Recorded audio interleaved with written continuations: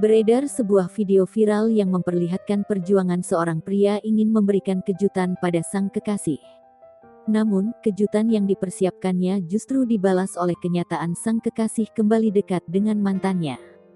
Krishna Bayu mengatakan video tersebut dibuatnya di Mojokerto. Sayangnya, ketika bertemu, Krishna menemukan riwayat telepon dan chat sang kekasih dengan mantannya. Krishna mengaku, sang kekasih memang sudah berkali-kali berhubungan dengan mantannya. Namun, Krishna tetap memaafkan karena memang tak bisa jauh dengan sang kekasih.